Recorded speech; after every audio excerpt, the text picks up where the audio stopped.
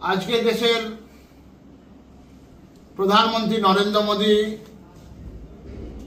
পাকিস্তানের সঙ্গে যে ধরনের চোখে চোখ রেখে কথা বলার প্রয়োজন, যে ধরনের ব্যবহার প্রয়োজন সেটা করবে এবং মোদীজি বিহারের জনসভা থেকে যে কথা বলেছেন সেখান থেকে একটুও পিছায়নি। সেটা আপনারা আপনাদের মিডিয়ার মাধ্যমে আপনারা দেখছেন।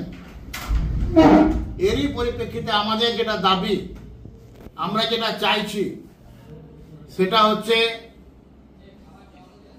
ভারতবর্ষের বুকে প্রত্যেকটা জায়গায় যেখানে যেখানে পাকিস্তানিরা আছে তাদেরকে যে যে ধরনের ভিসা নিয়ে আছে তাদের সকলকে আমাদের দেশ থেকে অবিলম্বে বার করতে হবে।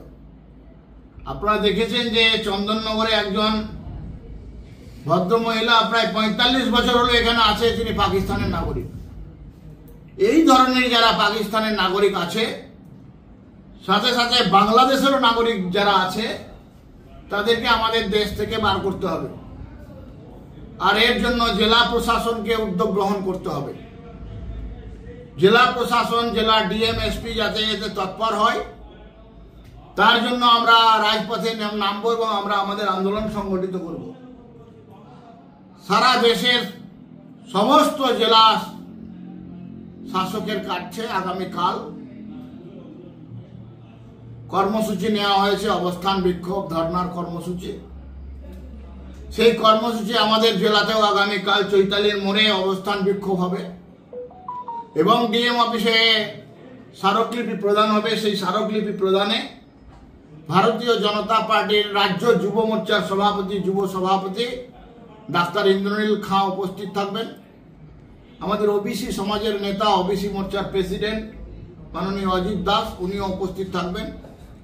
ওনাদের নেতৃত্বে আমরা অবস্থান করব, বিক্ষোভ করব এবং অবস্থান বিক্ষোভের পরে আমরা আমাদের লিখিত কাগজ মাননীয় ডিএম সাহেবের কাছে গিয়ে দিয়ে আসব।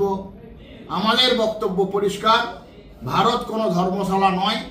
ভারতবর্ষের বুকে ভারতবর্ষের নাগরিকেরাই থাকবে।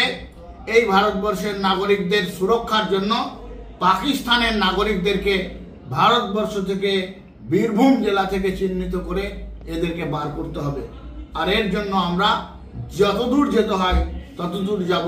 আপনাদের মাধ্যমে বীরভূম জেলার মাননীয় জেলার প্রশাসনকে বলবো, এই বিষয়ে আপনারা সহায়তা করে পাকিস্তান এবং বাংলাদেশের যে নাগরিকেরা এই পশ্চিম বাংলার বীরভূম জেলাতে আছে তাদেরকে বার করে তাদের নিজেদের যে দেশে ফেরত পাঠানোর ব্যবস্থা করতে হবে।